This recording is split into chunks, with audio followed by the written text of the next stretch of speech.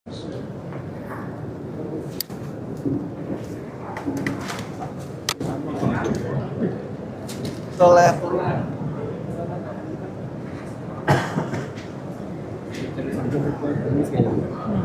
Bismillahirrahmanirrahim. Assalamualaikum warahmatullahi wabarakatuh. Innal hamdalillah nahmaduhu wa nasta'inuhu wa nastaghfiruh wa na'udzu billahi min shururi anfusina wa min sayyiati a'malina. May yahdihillahu fala mudilla lahu wa may yudlil fala hadiya lahu. Asyhadu an la ilaha illallah wahdahu la syarika lahu wa asyhadu anna Muhammadan 'abduhu wa rasuluhu la nabiyya ba'da amma ba'd. Ya ayyuhalladzina amanu taqullaha haqqa tuqatih wa la tamutunna illa wa antum muslimun.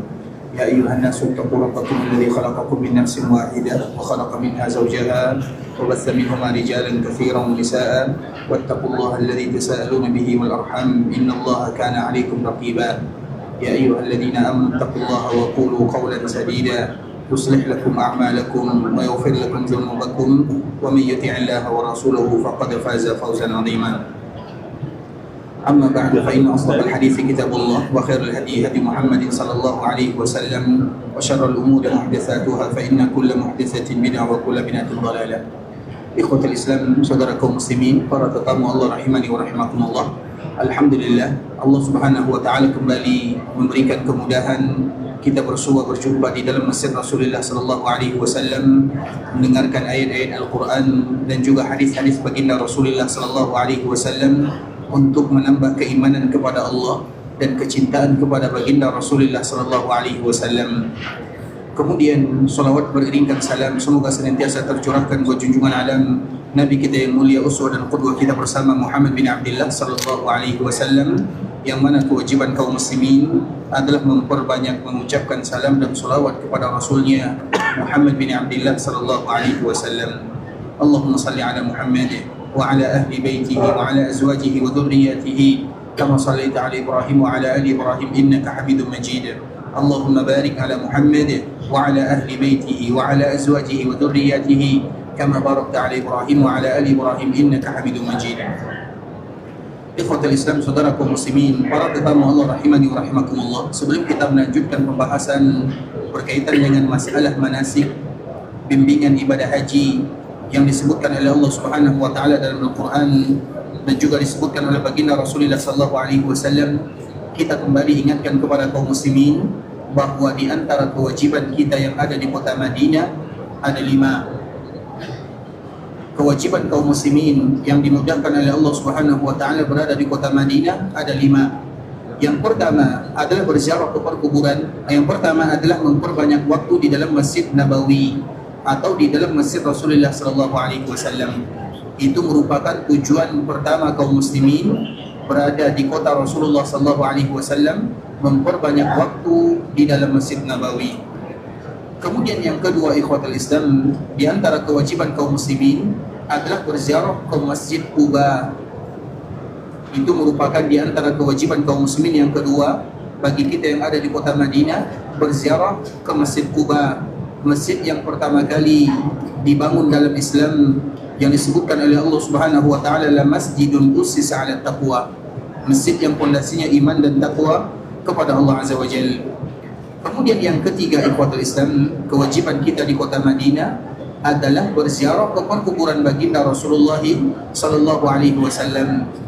Bagi kita yang ada di kota Madinah, di antara kewajiban yang harus kita lakukan, jangan sampai kita lupakan, adalah datang ke perkuburan Nabi, berziarah ke perkuburan Nabi dalam rangka beribadah kepada Allah Subhanahu wa taala.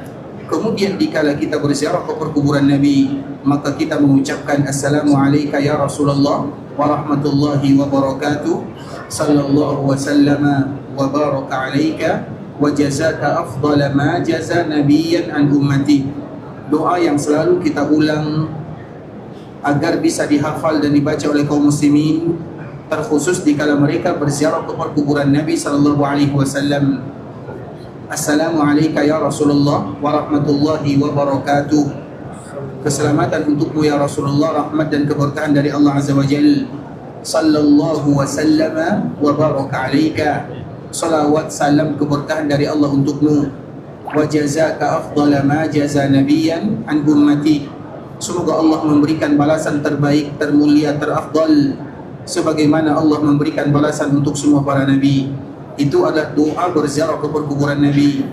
Karena berziarah ke perkuburan Nabi tidak cukup dengan mengucapkan Assalamualaikum ya Rasulullah sahaja.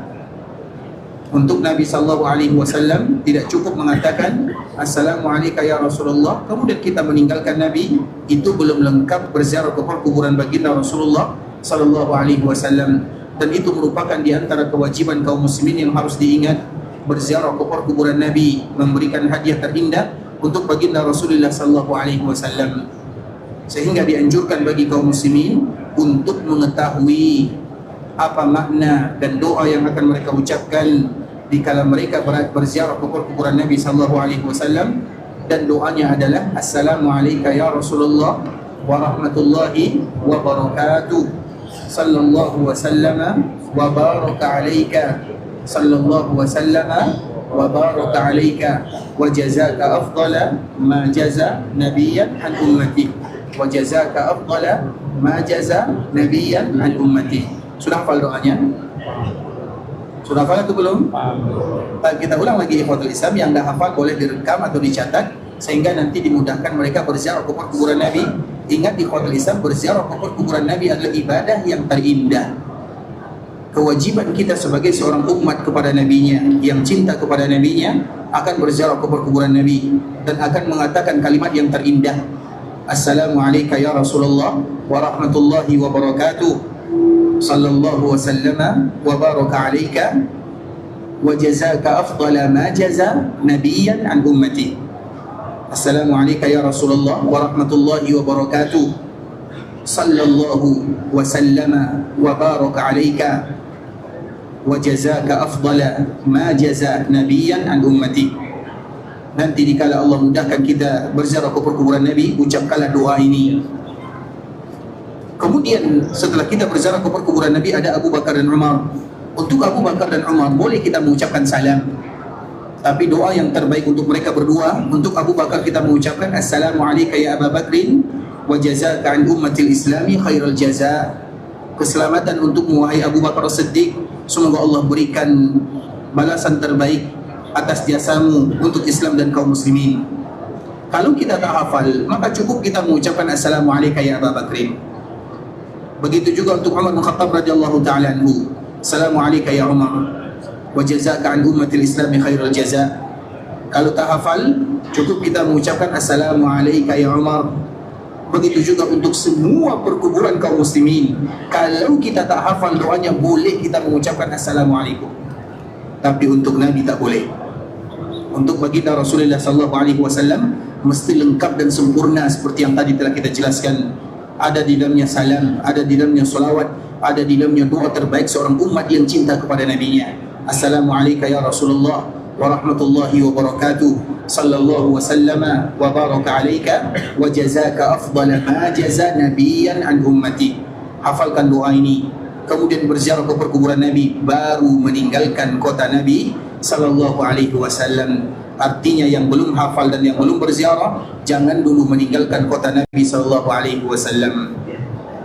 Kemudian yang keempat ikhwatul Islam adalah berziarah ke perkuburan Baqi. Ke perkuburan Baqi, kalau kita tak hafal doa, boleh kita mengucapkan Assalamualaikum. Kalau kita bisa menghafal Assalamualaikum ya ahlad diyari minal mu'minina wal muslimin wa inna insyaallah bikum lalahiqun wa nas'alullaha lana wa lakum al-afiyah. Dan yang kelima adalah berziarah ke perkuburan syuhada Uhud, karena mereka adalah orang yang terbaik manusia syuhada yang dijamin masuk surga. Karena baginda Rasulullah sallallahu alaihi wasallam menyebutkan, ana syahidun ala haula'i yaumil qiyamah. Aku yang bersaksi di hadapan Allah untuk semua mereka yang ada di sini. Kalau Nabi yang bersaksi, pasti mereka akan dijamin surga oleh Allah Subhanahu wa taala. Inilah kewajiban kita di kota Madinah ikhwatul Islam, 2 masjid, 3 perkuburan, tak lebih daripada itu. Kewajiban kita yang ada di kota Madinah hanya 5 sahaja. 2 masjid, Masjid Nabawi dan Masjid Quba. Kemudian 3 perkuburan, perkuburan baginda Rasulullah sallallahu alaihi wasallam sekaligus Abu Bakar dan Umar radhiyallahu taala anhuma.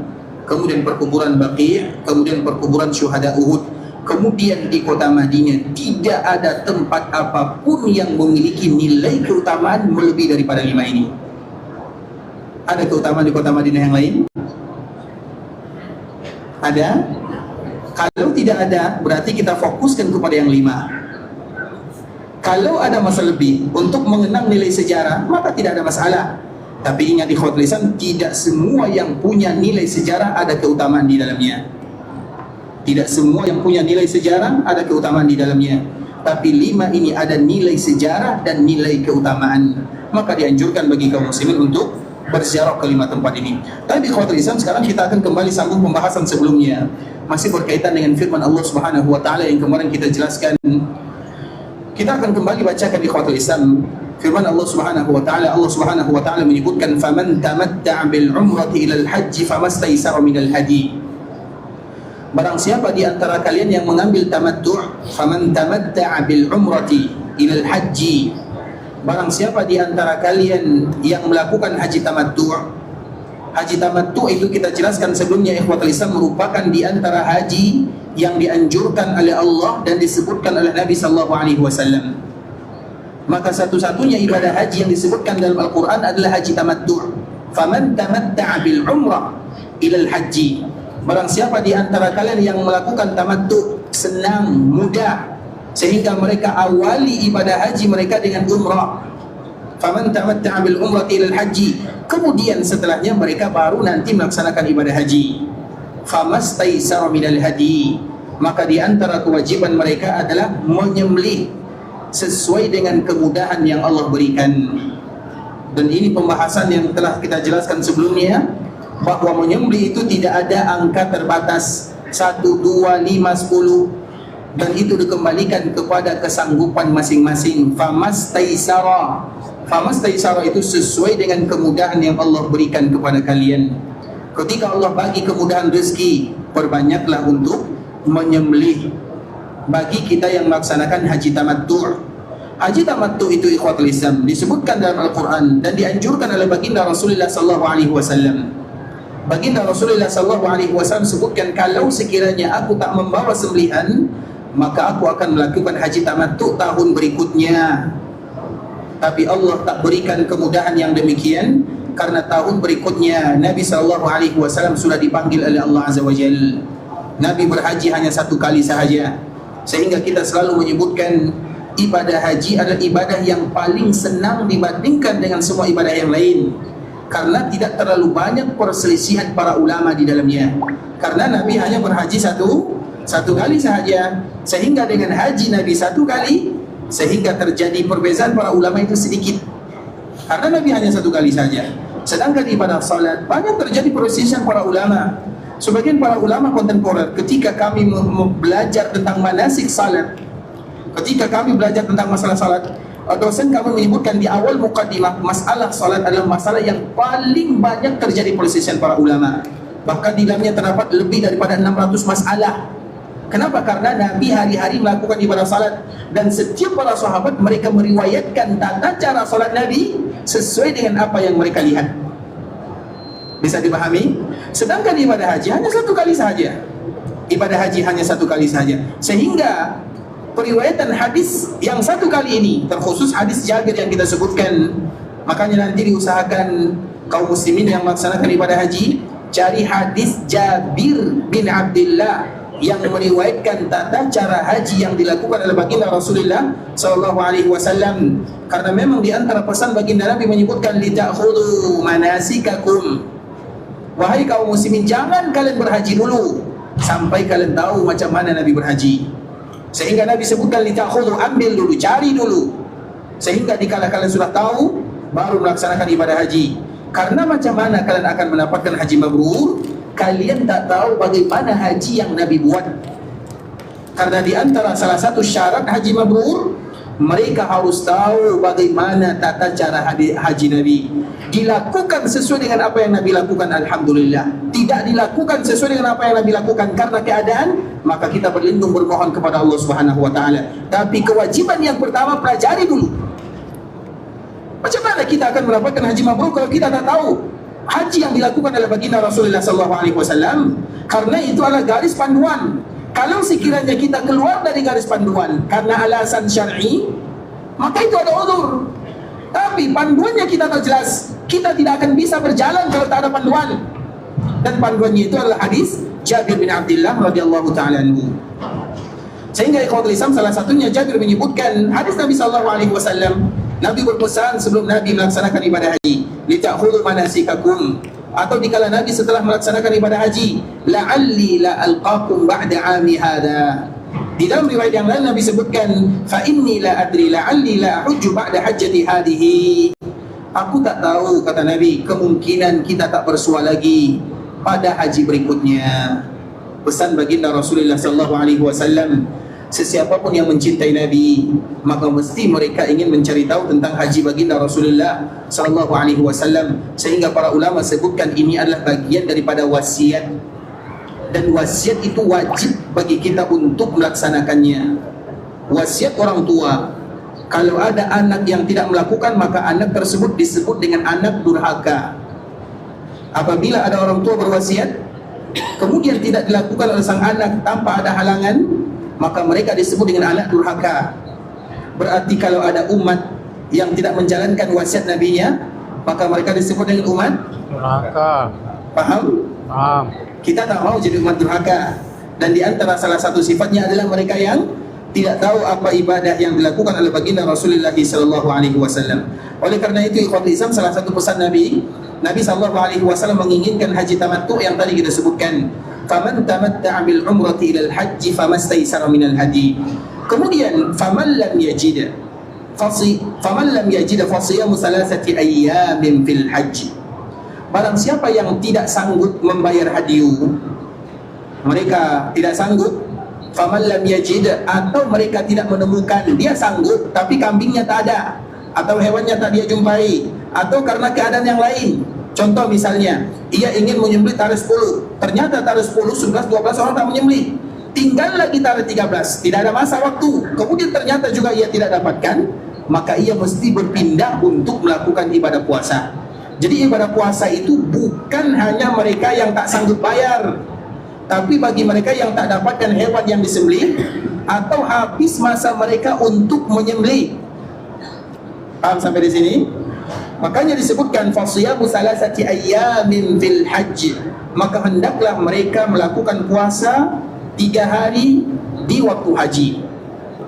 Makanya sebagian kaum muslimin ikhwatul Islam mereka menyebutkan, atau sebagian para ulama mereka menyebutkan kapan disebut dengan waktu haji. Waktu haji itu bila? Waktu haji itu kapan? Atau yang dikenal dengan bulan-bulan haji. Kapan bulan haji? Syawal, Dzulqa'dah, Dzulhijjah. Nah, dari situlah ayat berikutnya Allah Subhanahu wa taala menyebutkan al-hajju asyhurun ma'lumat. Haji itu berada di bulan-bulan yang telah dijelaskan. Maknanya waktu haji itu lama karena Allah sebutkan bulan-bulan. Maka dari sinilah para ulama menjelaskan ikhwatul Islam, bulan haji, waktu haji, ingat ya, bulan dan disebut dengan hari-hari haji itu adalah mulai selepas kita raya Idul Fitri sampai kita raya Idul Adha. Maka semua itu disebut dengan bulan-bulan haji, atau semuanya disebut dengan hari-hari haji. Paham sampai di sini? Kita ulang lagi ikhwatul Islam. Allah Subhanahu wa taala menyebutkan dalam ayat berikutnya, al-hajju asyhurun ma'lumat. Haji itu ada di bulan-bulan yang maklum. Bulan yang maklum itu adalah Syawal, Dzulqa'dah, Dzulhijjah awalnya. Artinya setelah itu tidak lagi disebut dengan bulan-bulan haji. Berarti tanggal 11, 12, 13 bulan haji atau tidak? Termasuk atau tidak termasuk? Termasuk ya? Betul nih. Tapi tadi kita menyebutkan dari raya Idul Fitri sampai ke raya Idul Adha. Berarti tanggal 11 masih raya atau belum? Raya atau bukan raya? Masih. Tanggal 11 raya atau tidak? Tidak. Tanggal 11, 12, 13 raya atau tidak? Raya. Raya kan tanggal 10. Nanti jemaah haji beraya atau tidak beraya? Tidak. Jemaah haji melakukan raya atau tidak? Tidak. Jemaah haji tidak melakukan raya atau tidak? Iya. Raya tanggal 10. Jemaah haji melakukan raya, tapi rayanya tanggal 9 Dzulhijjah. Raya jemaah haji itu adalah hari Arafah, itu adalah rayanya. Hari raya jemaah haji adalah hari Arafah. Maknanya jemaah haji tetap melakukan raya. Maka tarikh 9 Arafah atau 9 Dzulhijjah, jemaah haji tidak boleh berpuasa. Jemaah haji tidak boleh berpuasa karena mereka hari raya. Yang berpuasa itu bagi mereka yang tidak beraya, yaitu mereka yang tidak melaksanakan ibadah haji. Sehingga itu adalah puasa terbaik, yaitu puasa hari Arafah. Yang mana puasa Arafah disebutkan oleh baginda Rasulullah SAW bisa mengampunkan dosa 1 tahun sebelumnya dan 1 tahun setelahnya. Jadi 1 tahun sebelumnya dan 1 tahun setelahnya. Maknanya kaum muslimin senantiasa berada dalam ampunan Allah Subhanahu wa taala selama mereka melakukan puasa Arafah. Tapi bagi mereka yang melaksanakan ibadah haji, hari Arafah adalah hari raya, sehingga hukum asalnya mereka tak boleh berpuasa. Dia bukan diharamkan, tapi lebih kepada tidak dianjurkan. Kenapa demikian ikhwatul Islam? Nah, ini ada hukum yang tersirat di dalamnya. Allah Subhanahu wa taala menyebutkan, "Faman lam yajid fa siyamu 3 ayyamin fil hajj." Sesiapa yang tidak mendapatkan kambing, domba, lembu atau onta, maka mereka mesti berpuasa di hari-hari haji. Nah, hari haji kapan tadi disebut dengan hari haji? Mulai dari Syawal, Zulqa'dah sampai raya. Baik ikhwatul Islam, bagi kita yang tidak menyembelih, maka diizinkan kita berpuasa pada hari-hari haji. Dan hari haji itu adalah Syawal, Zulqa'dah dan awal Zulhijjah. Berarti bagi kita yang tidak menyembelih, boleh tak kita berpuasa di bulan Syawal? Paham soalannya? Ayo kita ulang lagi, perhatikan baik-baik. Ada jemaah haji, mereka sudah berniat, Ustaz, saya memilih lebih baik berpuasa 3 hari dan 7 hari. 3 hari di musim haji, 7 hari di kampung halaman masing-masing. Nah, 3 hari di musim haji ini, musim haji itu adalah bulan Syawal, Zulqa'dah, awal Zulhijjah. Itu disebut dengan hari-hari haji. Boleh tak dia berpuasa di bulan Syawal? Boleh. Boleh atau tak boleh? Boleh. Ingat ya, hati-hati jawab. Boleh atau tak boleh? Siapa yang berani bertanggung jawab angkat tangan? Boleh tak dia berpuasa di bulan Syawal, Zulqa'dah? Kenapa boleh? Karena itu hari-hari haji. Tahu pertanyaannya, di bulan Syawal itu kita kemarin di mana? Di rumah. Di kampung. Kita sudah berhaji atau belum? Belum. Terus kalau belum berhaji kenapa puasa? Karena akan berhaji tamattu. Pertanyaannya, kita sudah berhaji atau belum? Belum. Kemudian kalau belum berhaji, kenapa kita berpuasa? Kita sudah dihitung tamattu atau belum? Belum. Belum lagi, kenapa kita berpuasa? Berarti boleh atau tidak boleh? Tak boleh. Boleh atau tidak? Boleh. Kalau boleh, kemarin di bulan Syawal kita di mana? Di kampung. Ketika di kampung, boleh tak kita berpuasa? Tak boleh. Boleh. Kita di kampung itu sudah berhaji atau belum? Belum. Terus kalau belum, kenapa boleh? Paham? Kalau kita belum berhaji, karena itu khusus bagi mereka, ingat di ikhwan Islam, boleh di bulan haji bagi mereka yang berhaji. Nah, ketika bulan Syawal, kita sudah berhaji atau belum? Belum. Belum. Berarti kalau belum lagi berhaji, maka belum lagi boleh Puasa. bagi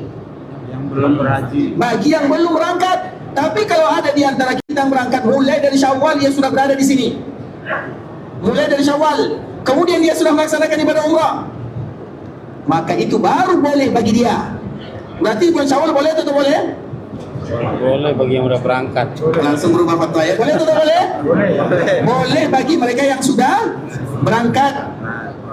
Berangkat itu ikhwat Islam. Apa tanda kita sudah melaksanakan ibadah haji atau akan melaksanakan ibadah haji? Sudah melakukan.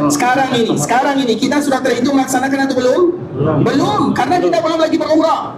Awal mula melaksanakan, dikatakan kita akan melaksanakan ibadah haji di bulan-bulan haji adalah bagi mereka yang mengawali dengan umrah. Makanya Allah tadi sebutkan faman tamatta'a bil umrah. Jadi ketika mula dengan umrah, maka itu baru dihitung mengawali dengan ibadah haji. Dan kalau sekiranya kita lebih awal melaksanakan ibadah umrah di bulan Syawal, contoh kita melaksanakan ibadah umrah di bulan Syawal, maka umrah kita itu sudah terhitung bagian daripada ibadah haji. Kalau kita sudah melakukan yang demikian, maka baru boleh berpuasa di bulan haji di tanah haram. Paham sampai di sini? Berarti bulan Syawal boleh puasa atau tak boleh? Boleh bagi yang sudah. Boleh bagi yang sudah melaksanakan ibadah umrah. Masalahnya bagi kita sudah melaksanakan ibadah umrah atau belum? Belum lagi umat Islam. Makanya faman tamatta'a bil umrati ilal haji famastaysara minal hadi. Faman lam yajid fasiyamu salasati ayyamin fil haji wa sab'atin idza raja'tum. Dan itu merupakan di antara kaidah yang disebutkan oleh Allah Subhanahu wa taala. Artinya al-hajj wa syurur ma'lumat. Asyurur ma'lumat Syawal, Zulqa'dah dan awal Zulhijjah. Itu semuanya disebut dengan al-hajj wa syurur ma'lumat.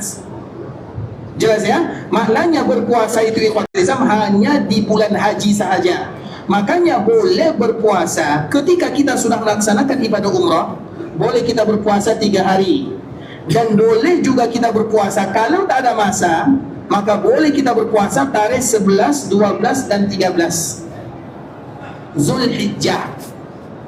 Setelah itu ikhwatul Islam, maka itu tidak lagi disebut dengan bulan-bulan haji. Kalau tidak lagi disebut dengan bulan-bulan haji, boleh tak kita berpuasa setelah tarikh 13? Paham maksudnya? Berarti kalau mereka yang sulit bagi mereka berpuasa, maka mereka kembali kepada menyembelih. Maknanya puasa itu ikhwatul Islam akhirnya adalah tarikh berapa tadi? 13.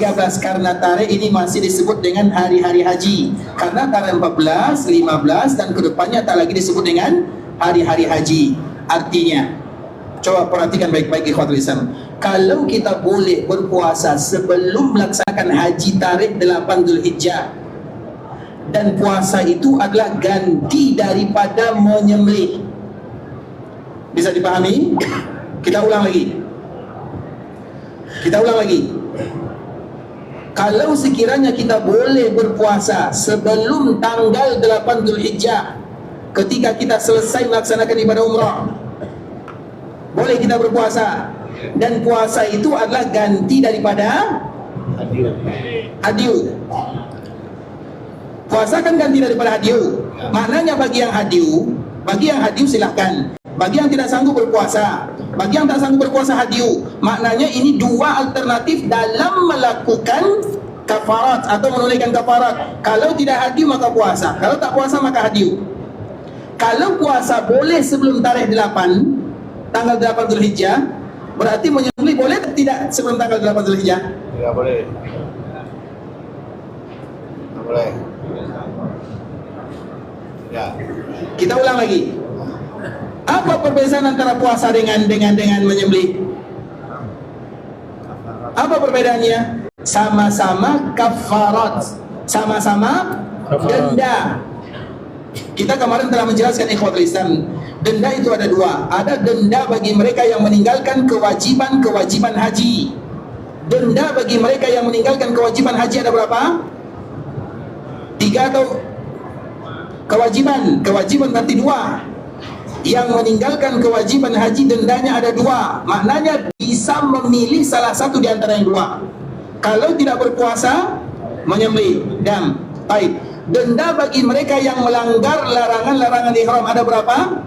3. Yang pertama dengan dam. Yang kedua puasa. Berapa hari puasa? 3 hari. Ingat. Kita ulang lagi.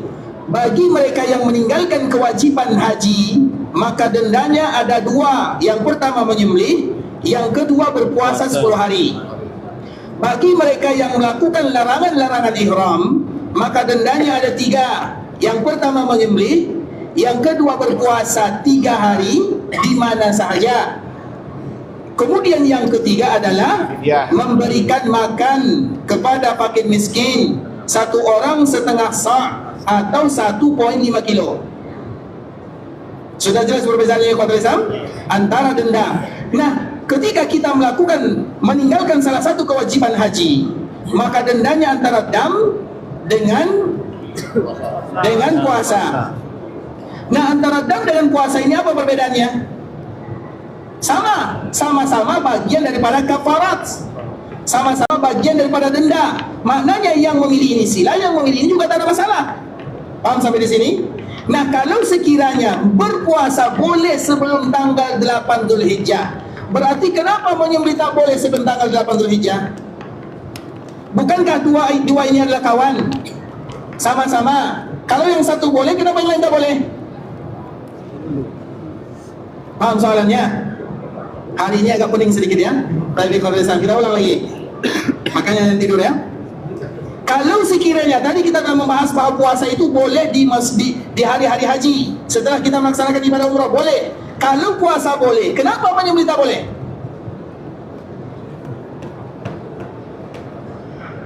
Padahal antara menyembelih dengan puasa sama-sama denda, sama-sama kafarat. Kalau puasa boleh, berarti menyembelih juga boleh.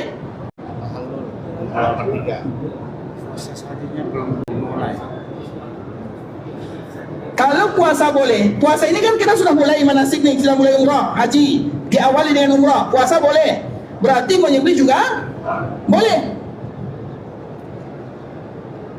Betul? Ya. Pening ya? Ya. Maknanya ikhwan Islam, sebagian para ulama kita tak boleh langsung mengatakan tidak. Cuma bayangkan antara dua denda, kemudian Allah bagi kepada kita pilihan, yang satu boleh, yang satu tak boleh. Macam mana jadi denda? Sehingga kalau satu boleh, satu tak boleh, berarti kita membezakan antara dua kafarat ini. Paham atau tak paham? Macam tak paham ya? Kita ulang lagi. Tanya kepada Islam. Ini supaya nanti kita tidak saling kita saling memberikan kerenggangan kepada sebahagian sahabat-sahabat atau saudara-saudara kita kaum muslimin.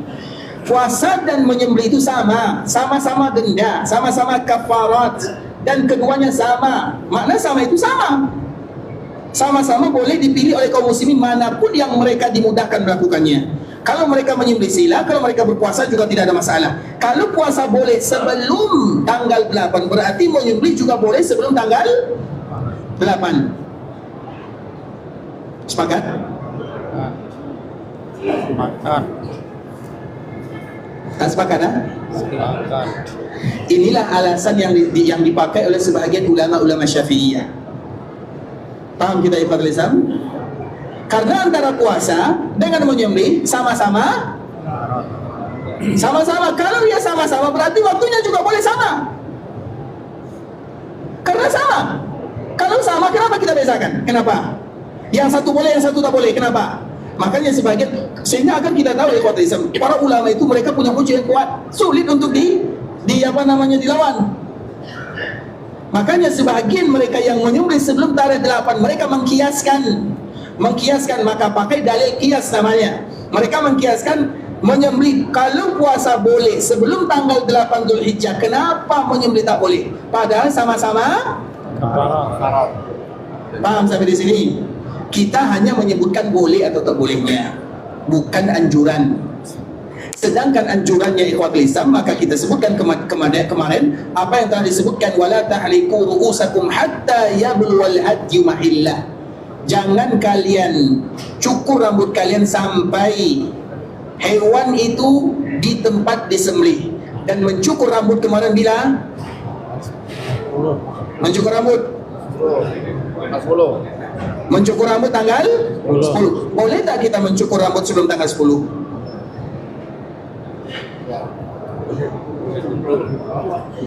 Boleh tidak kita mencukur rambut sebelum tanggal 10? Ya. Contoh, esok kita melaksanakan ibadah umrah, kemudian kita cukur rambut, boleh atau tak boleh? Cukur. Kita berbicara cukur, boleh atau tak boleh? Boleh. Kita sepakat kalau memendekkan rambut yang terbaik. Pertanyaannya, boleh tidak mencukur? Paham soalannya ikhwan Islam? Kalau memendekkan rambut, kita semua sepakat, tak ada masalah. Tapi pertanyaannya, mencukur boleh atau tidak? Tidak boleh. Kenapa tidak boleh? Kenapa tidak boleh? Apa alasannya tidak boleh? Kalau belum melaksanakan haji. Karena belum lagi melaksanakan ibadah haji. Karena nanti kalau haji dia dicukur, illatnya apa, alasannya apa? Ingat ya, hari ini tak boleh mengantuk karena pening semua. Perhatikan baik-baik.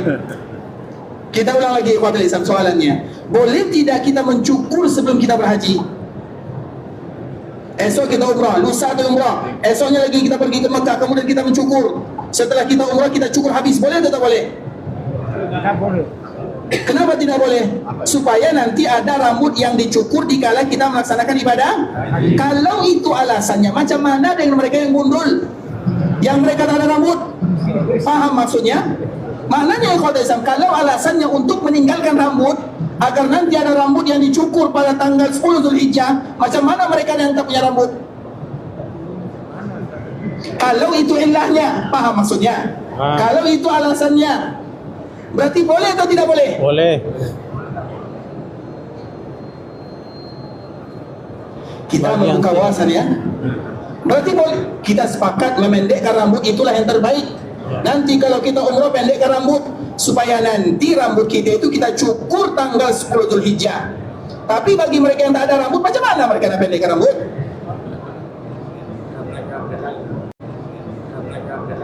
Hari 5 hari rata-rata semua kita akan datang melaksanakan ibadah umrah 1 minggu sebelumnya. Berarti rambut kita sudah tumbuh atau belum? Tumbuh. Berarti boleh tidak mencukur pada waktu kita umrah ini?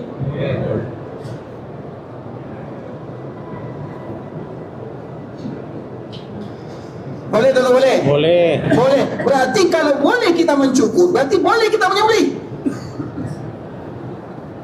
Wala tahliku ru'usakum hatta yablughal hajju mahillah. Jangan kalian sembelih sampai kalian mencukur rambut. Nah, kalau kita mencukur rambut, berarti boleh kita menyembelih. Apa dulu, Ustaz?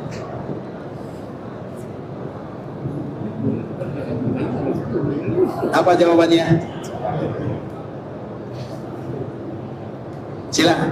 Belum tahalul. Apa? Belum tahalul. Boleh atau tidak boleh?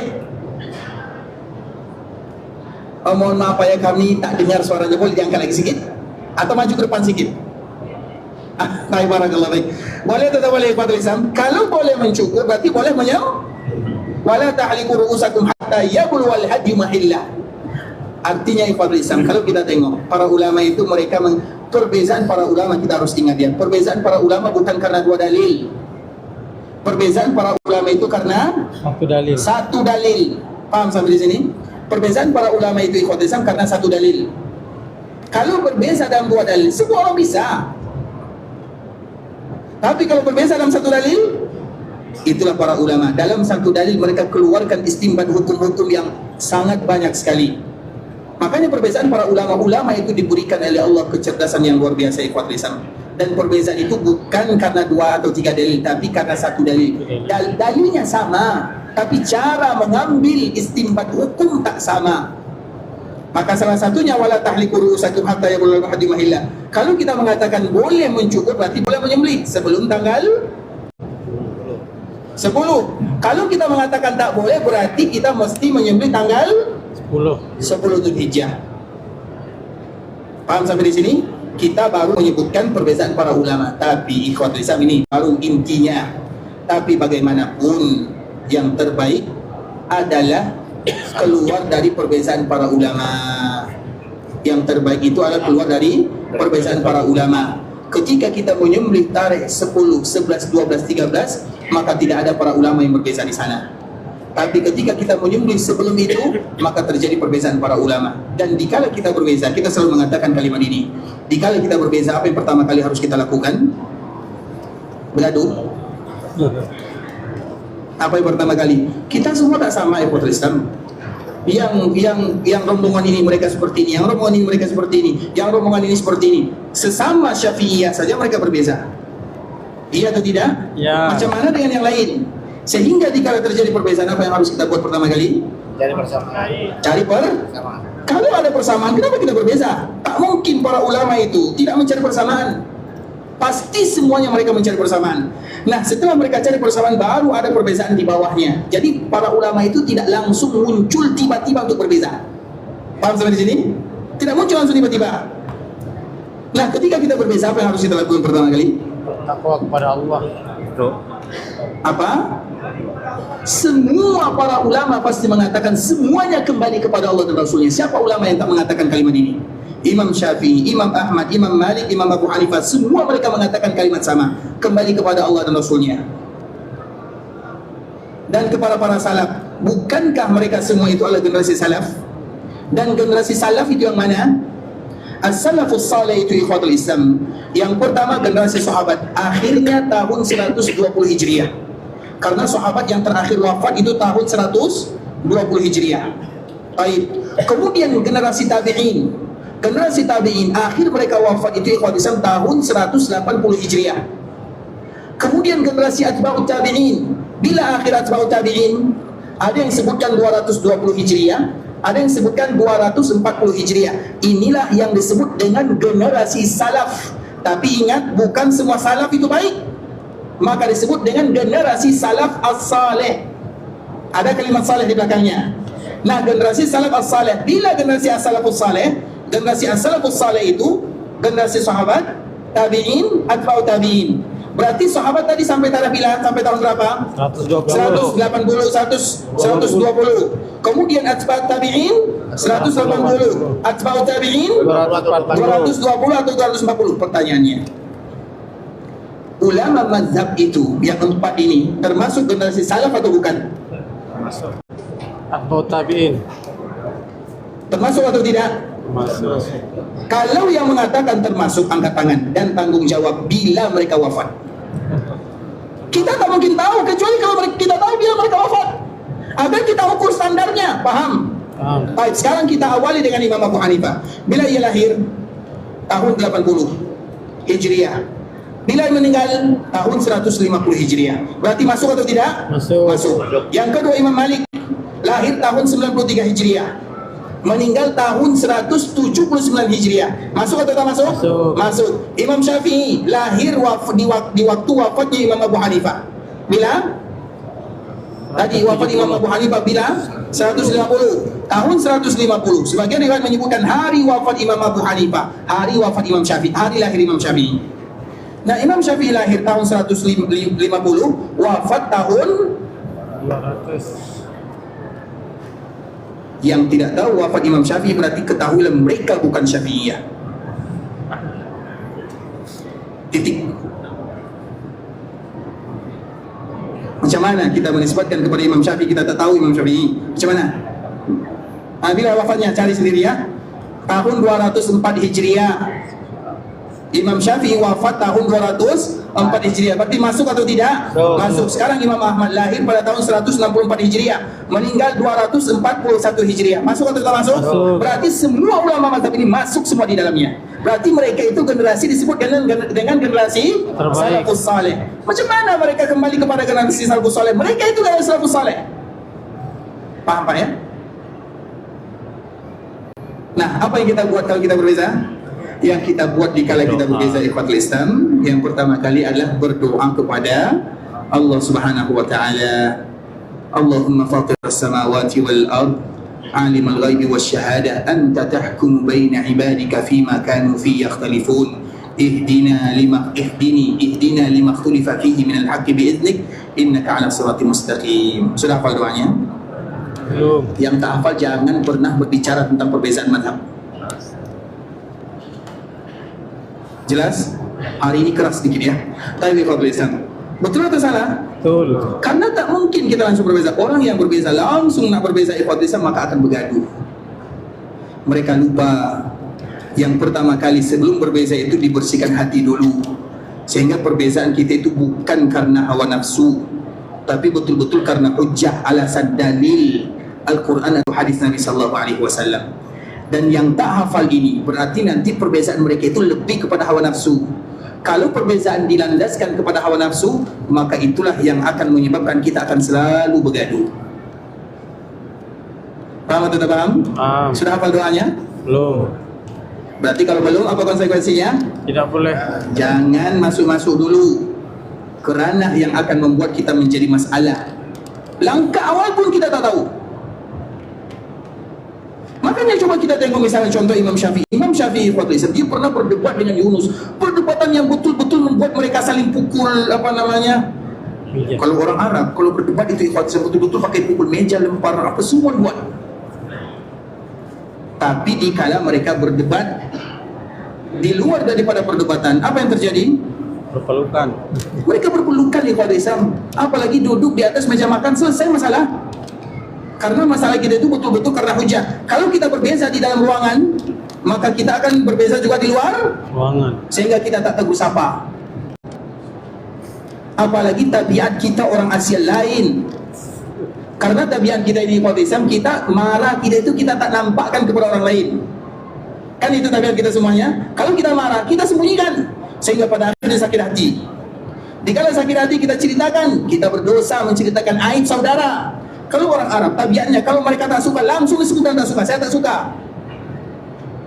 Kalau tak suka kita diamkan, diam saja, tahan, sabar saja. Pada akhirnya hati kita menjadi sakit. Kemudian dikala sakit kita pun menceritakan belakang. Ada apa namanya? Syekh kami ini ikhwan Islam, dia mengatakan, saya sudah lama tinggal di Indonesia, saya baru tahu, orang Asia lah secara umum, saya baru tahu ternyata mereka itu kalau marah mereka tak nampakkan marahnya, sehingga mereka tak tahu apakah marah atau tak marah. Kan kalau tak nampakkan susah. Kalau orang marah, nampak marahnya senang. Tapi kalau ia marah, tak nampak marahnya, senang atau susah? Susah ikhwan Islam. Itulah tabiat kita.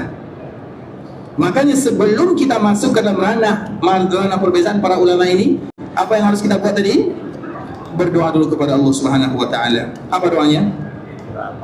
Allahumma fatir as-samawati wal ard, alimul ghaibi wasyahada, anta tahkumu baina ibadika fima kanu fi yakhtalifun, ihdini lima ikhtalafa fihi min al-haqqi bi idhnik, innaka tahdi ila siratal mustaqim. Ya Allah, tunjukkan aku ke tempat yang kami ini berbeda. Tunjukkan kami mana yang benar.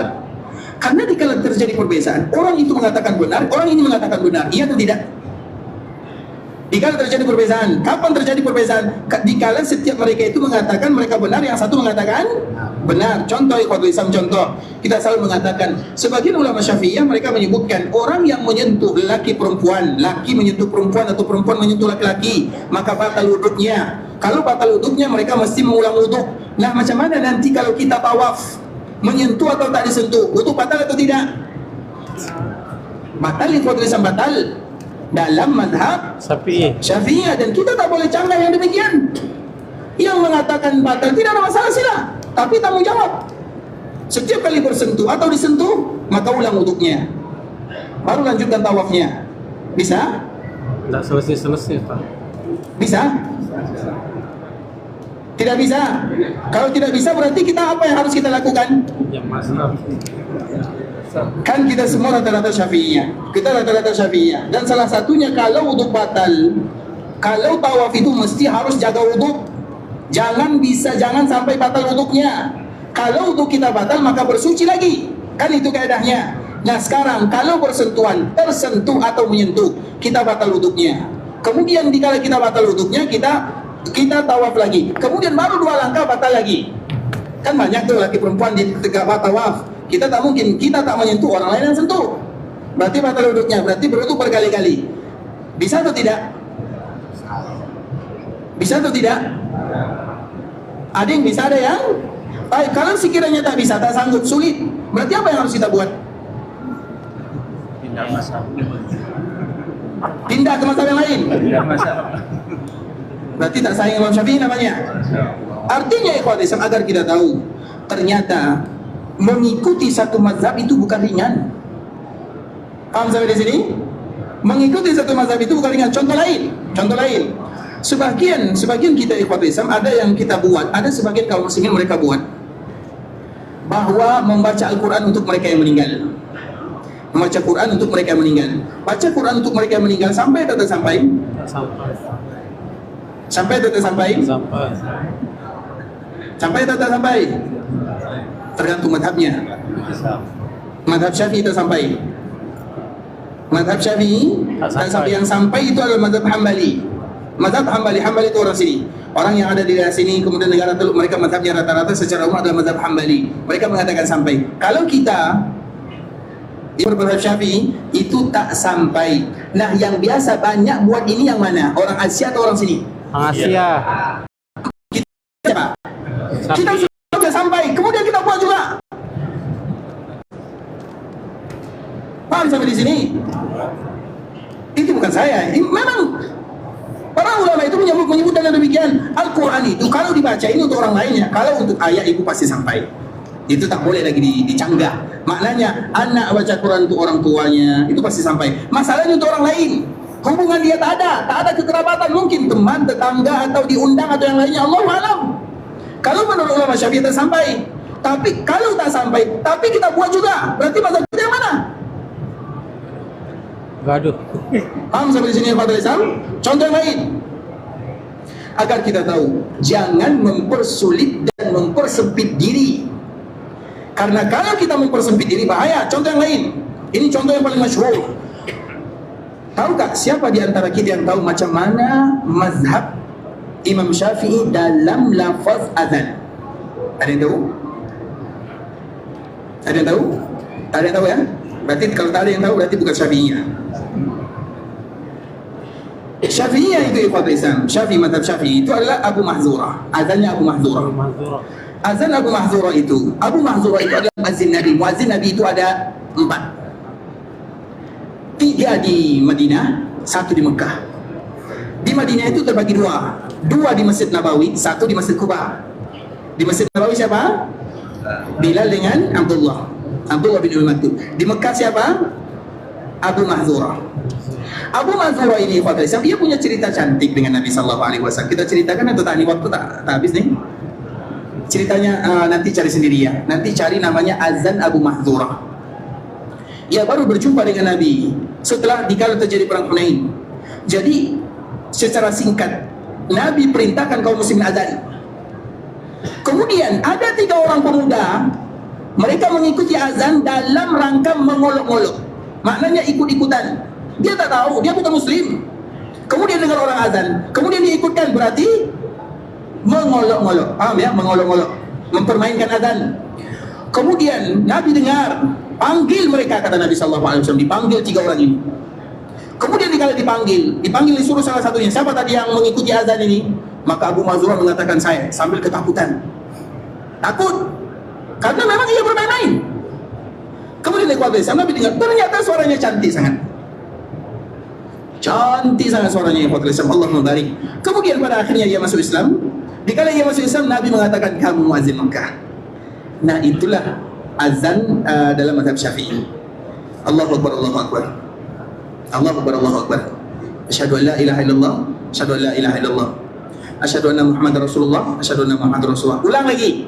Asyhadu an la ilaha illallah, asyhadu an la ilaha illallah, asyhadu anna Muhammadar Rasulullah, asyhadu anna Muhammadar Rasulullah. Baru hayya 'alas salah, hayya 'alas salah, hayya 'alal falah, Allahu Akbar, Allahu Akbar, la ilaha illallah. Pernah tak kita dengarkan azan ini? Wahai yang bermazhab Syafi'i. Pernah atau tak pernah? Padahal kita kan mazhab Syafi'i, tapi tak buat azan macam ini, macam mana? Pernah atau tak pernah? Berarti bukan Syafi'i kita ya? Macam mana?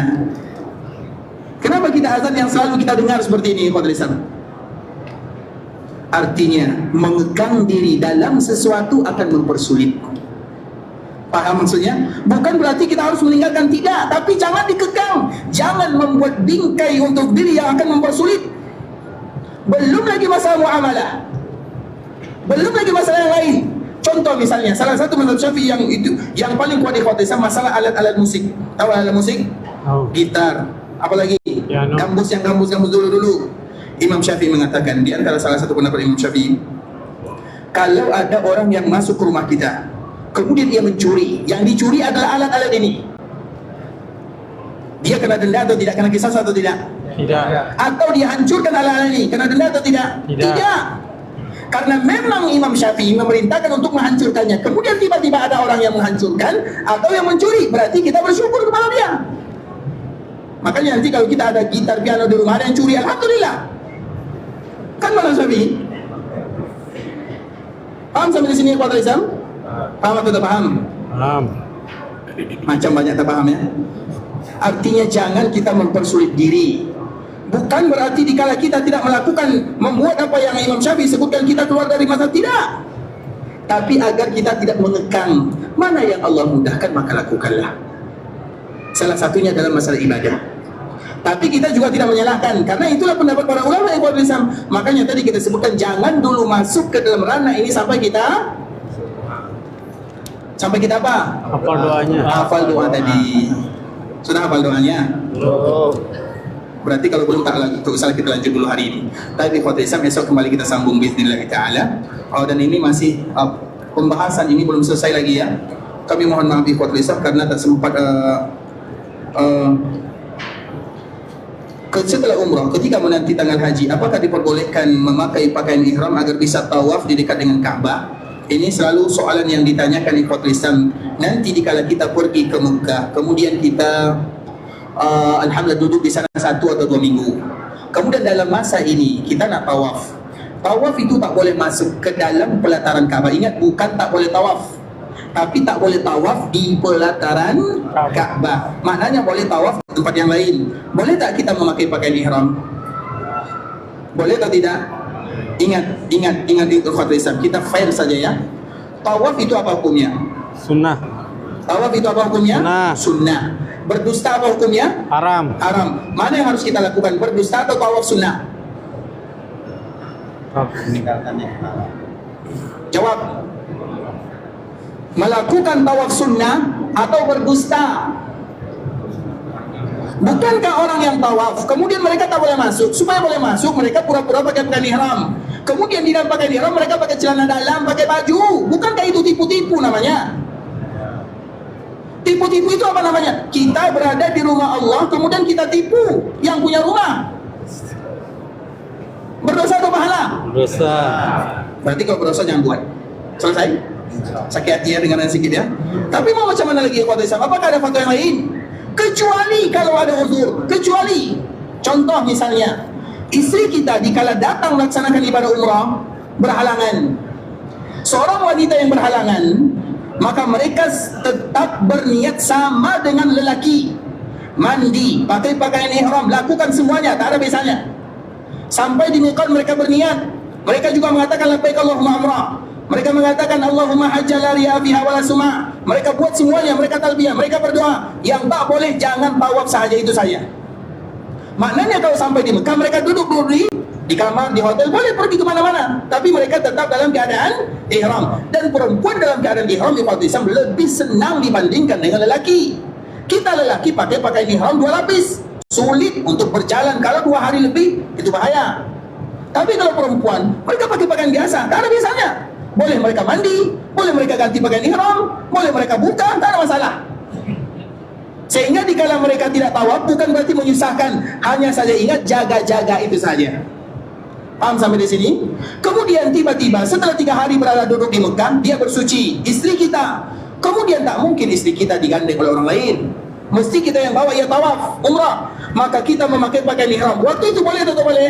Boleh. Untuk menjaga istri. Tapi nanti kalau kita tawaf sunnah, tak ada yang dijaga, boleh atau tak boleh? Tawaf boleh atau tak boleh? Boleh, boleh, tapi jangan di pelatarannya, karena memang itu syaratnya demi kemaslahatan bersama. Al-muslimu ala syurutihim. Seorang muslim diikat dengan syarat. Nah, pemerintahan kerajaan di sini mengatakan tidak boleh ada tawaf kecuali mereka yang berihram. Jelas sampai di sini ikhwatul Islam? Kan boleh tawaf tempat yang lain. Jangan kita berdusta. Ingat, berdusta di tempat yang barokah, di rumah Allah Subhanahu wa taala, yang kita cari pahala malah dosa yang kita dapatkan. Jelas ya? Kalau juga ingin tawaf ikhwatul Islam, boleh dalam keadaan ihram. Makanya nanti kalau ingin tawaf, pulang haji, datang umrah sekali sebulan. InsyaAllah hari-hari kita akan bisa tawaf. Karena memang fatwa Abdullah bin Abbas radhiyallahu ta'ala untuk penduduk Mekah, mereka tidak ada umrah kecuali memperbanyak tawaf. Nah, tawaf di lantai level 1, level 2 mungkin awal mula terasa lama, tapi di dalam kebersamaan kan banyak orang yang tawaf juga. Itu akan terasa ringan ikhwatul Islam, akan terasa ringan. Kenapa kami katakan seperti ini? Karena kami selalu coba. Mulanya dia jauh sedikit, tapi kalau sudah terbiasa insya Allah tidak akan terlalu lama. Kan kita bisa berdiri, belanja 1 jam, 2 jam kan? Bisa kan? Bisa. Berbelok ke sana, berbelok ke sini. Tawaf di lantai 1 itu tak lebih dari 1 jam, sama saja. Kita kuat di sini, lemah di sini. Kenapa boleh macam ini? Tapi khotbah Islam sampai di sini pembahasan bisa kami jelaskan. Yang benar dari Allah Subhanahu wa taala, yang salah dari diri kami pribadi karena kekurangnya ilmu kami, karena kebodohan, kejahilan, ketidaktahuan kami. Kami mohon maaf kalau ada kata-kata yang salah, kalimat yang kurang tepat, bahasa yang kurang bagus, nasihat yang mungkin sulit bagi kita untuk menerimanya, kata-kata yang salah, kami mohon maaf. dan semoga Allah ampunkan dosa kita bersama, dosa orang tua kita, keluarga kita, dan seluruh kaum muslimin. Semoga Allah menerima amal ibadah haji kita, dijadikan umrah kita umratan mabrurah, dan haji kita adalah haji yang mabrur, wa sa'yun mashkur wa dzambun maghfur. Semoga Allah kabulkan doa-doa kita semuanya, diterima amal ibadah kita, diberikan kepada kita kemudahan untuk selalu ikhlas dalam beribadah, istiqamah dalam agama, dan semoga semua kita wafat dalam keadaan husnul khatimah. Amin amin ya rabbal alamin. Subhanakallahumma bihamdika asyhadu an la ilaha illa anta astaghfiruka wa atubu ilaik. Wa sallallahu wa sallim ala nabiyyina wa habibina wa khalilina wa sayyidina Muhammadin wa ala alihi wa sahbihi wa sallam tasliman katsira. Assalamualaikum warahmatullahi wabarakatuh. Waalaikumsalam.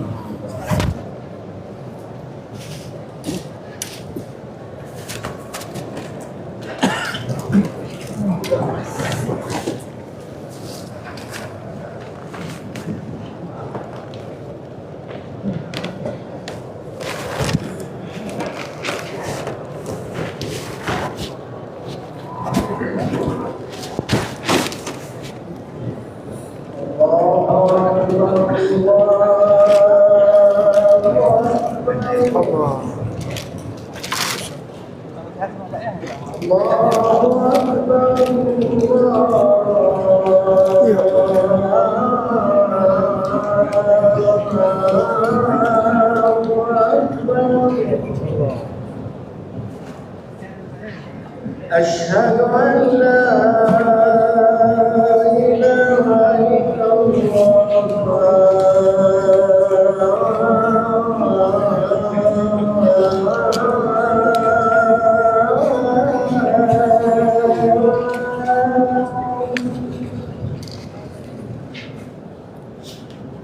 أشهد أن لا إله إلا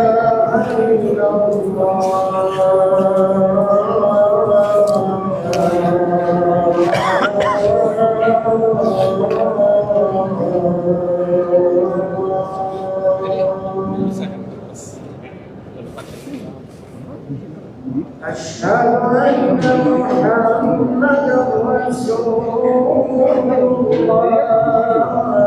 رسول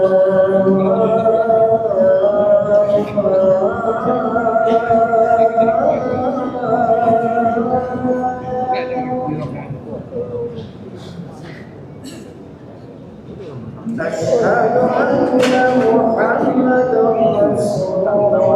رسول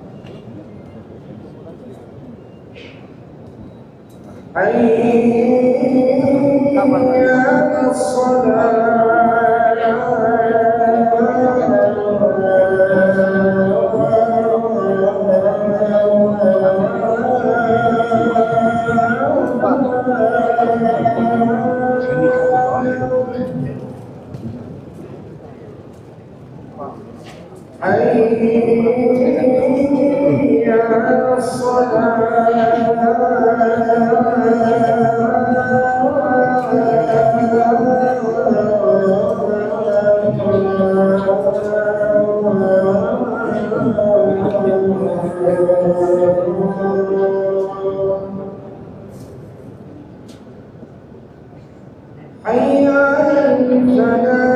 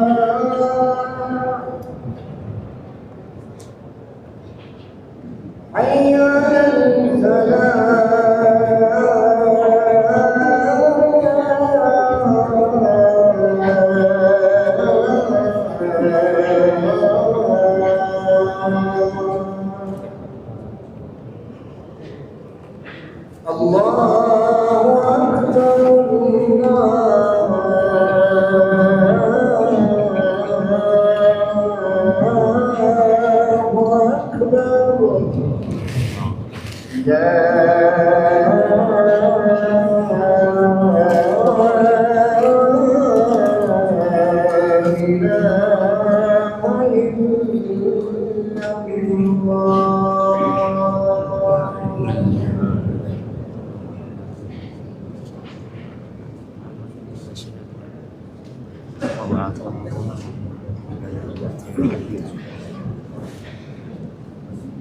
Alhamdulillah kita sudah dulu live-nya. Insyaallah besok kita sambung lagi di waktu yang sama ba'da maghrib waktu Madinah ya. Kita sholat dulu, sholat isya. Amin amin, semoga Allah ijabah semua doa-doa kita ya.